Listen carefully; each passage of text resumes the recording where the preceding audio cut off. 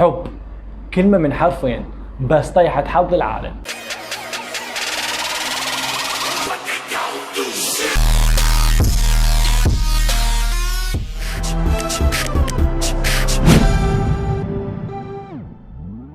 السلام عليكم and welcome بحلقة جديدة ومقطع جديد. ليش من تسأل واحد عن الحب ياخذ له حسرة على تنهيده على صفنه وينطيك هاي التتشو مال الحايط والنزلة والسلو موشن مال حياة الفهد بالمسلسلات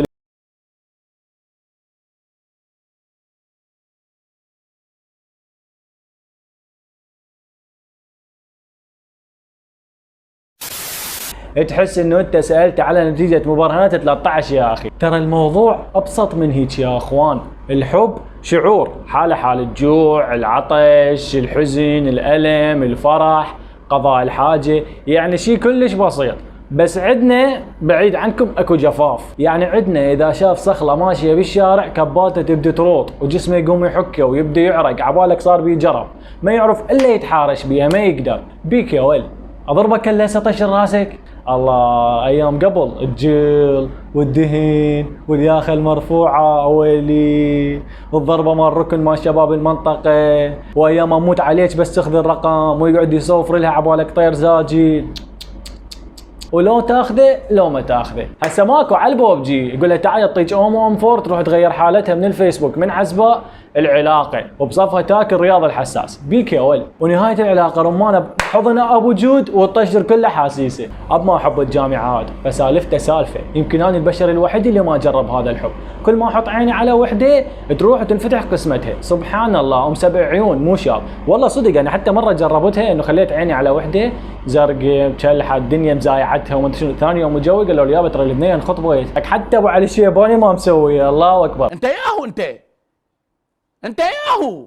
المهم قول عينت لك فد وحده والامور طيبه وكل شيء تمام، وقررت انه تروح تزحف لها. العفو اقصد تعترف لها. خلي ببالك كلمه السر هي ارتاحت لك. ماشي اوكي.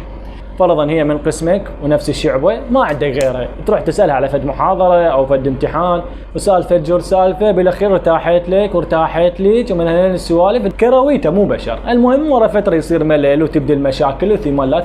واذا البنيه مو بقسمك فانت راح تروح تسالها على شخص بقسمها حتى لو كذب ماكو هذا الشخص. المهم بس انه تفتح موضوع حتى توصل لكلمه السر اللي هي ارتاحت لك. مع العلم هي كلمه غامضه وما بيها معنى. شنو ارتاحت لك وارتاحت لك؟ بس هي تؤدي الغرض وظل عليها الرنه وخطيتك بهالركبه. الطرفين فاهمين الحب بشكل غلط. البنات فاهمين الحب انه هو ورد وسوالف رومانسيه ومسلسلات تركيه وهالسوالف هاي، والشباب فاهمين انه هو حضن وبوس وكل يوم هي طلعه وطبه، والاثنين غلط. وسبب هذا الشيء انه ماكو اختلاط، ومن يصير شاب بالكليه يطب يقول له هاك اختلط، فيصير عنده صدمه مثل الضربه بالسيستم وتطشر عنده غراض مخه كله، خليه يتصرف تصرفات غوغائيه بس حتى يحتك بالجنس الاخر اللي هو كان ممنوع عنه. وطبعا الحل مو انه يصير اختلاط وتصير الامور سفردحيه، مع العلم انه انا ويا الامور انه تصير سفردحيه، بس هو هذا مو الحل. الحل انه تصير اكو ثقافه يم الولد ويم البنيه، ولازم الشخص يفكر بالجنس الاخر بشكل انقى وانظف. وبهاي الحاله راح نعرف شنو طعم الحب الحقيقي. الحب الحقيقي بيعيش يا حبيبي. الحب. وشكرا وسهلا، ولهنا وصلنا لنهايه الحلقه، واتمنى لكم يوم جميل وغدا اجمل. بيس. صدق قبل ما اروح دز الفيديو جماعتك خلي يتونسون وياك ويعرفون شنو معنى الحب والسوالف هذه يعني. اوكي. واذا ما مشترك اشترك بالقناه وفعل زر الجرس هذا الظريف في الجو حتى توصل لك اخر الفيديوهات اللي ننزلها. سوي لايك وعيب عليك تشوف هيك فيديو ما تسوي لايك. حبيبي والله.